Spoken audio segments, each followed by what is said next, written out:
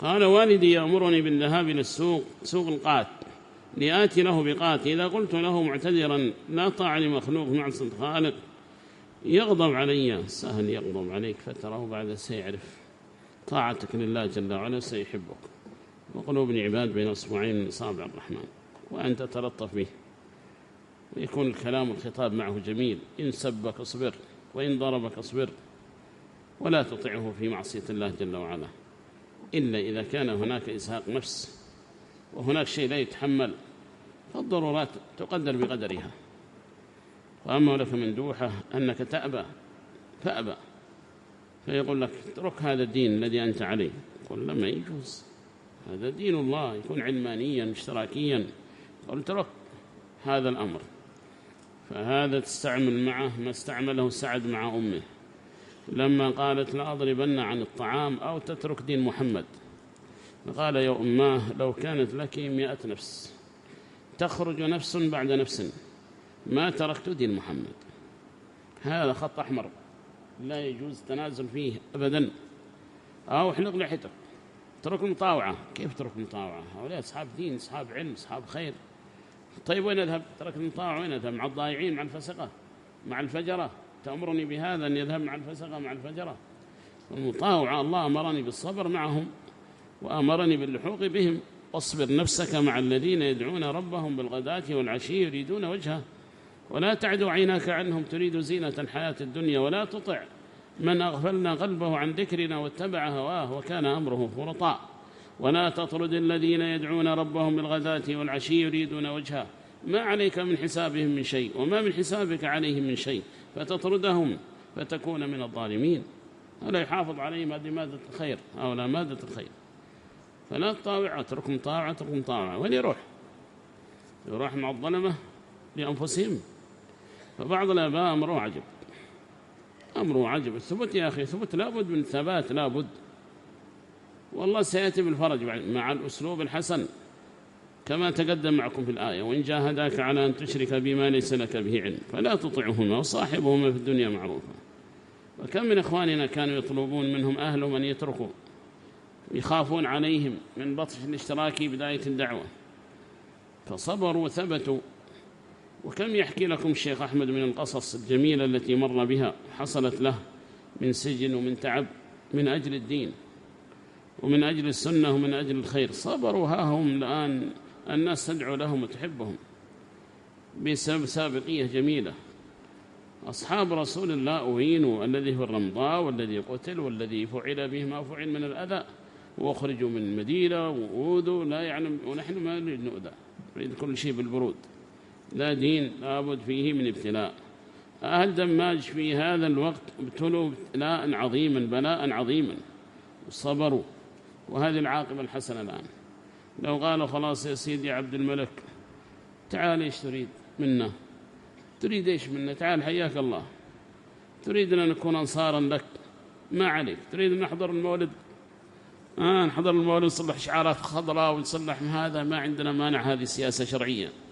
الله يخزي الإمام هذا يا جماعة، والله أهان أصحابه، أقسم لكم بالله أن الرجل مدبر فعلا، أضعف الولاء والبراء، وأهان من ينتسبون إلى السنة، أهانهم. رأيتهم والله بالعذاك الذي عليهم الأخضر والشال الأخضر مدري يصلحوا أخضر ويخطبوا عند الحوثي، يأخذ الورقة ويخطب في حق الحوثي، وأن المولد النبوي وأنه ينبغي أن نستعد للأعداء، وأن نعلم أبنائنا عند هؤلاء السلاح. والله هكذا خطبة جابها الحوثي له يقرأها. من أضرهم الإمام؟ والله يا جماعة الإمام إنه ما هو طيب، اتركوا العاطفة ذا. الإمام هدم أصل من أصول الشريعة، الولاء والبراء، هدمه والله، أضعفه في قلوب إخوانه، في قلوب طلابه.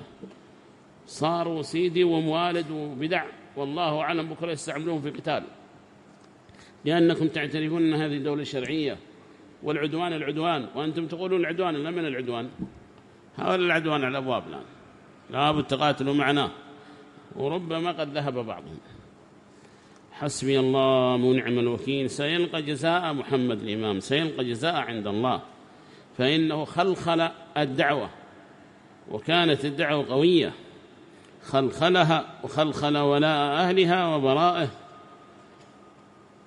وبراءة خلخلة تماما في قلوبهم، وصاروا مساكين ضعفاء هزالا. وأما أهل دماج اختار لهم الخير، قاتلوا وصبروا وخرجوا بعز وانتشروا في أرض الله سبحانه وتعالى، ولم يبقوا بالهوينة والذل عند الحوثي، طلبوا الخروج وخرجوا، ما ضيعهم الله جل وعلا. هذا جالس يحافظ على معبر. أنا أبغضه محمد الإمام لله ويستحق البغض، لأنه يا أخوان أهدم أصلا من أصول الدين الولاء والبراء، شاء أم أبى هدمه.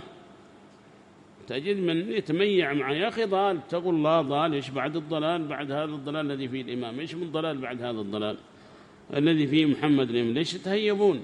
هذا رجل ضال منحرف. إي والله،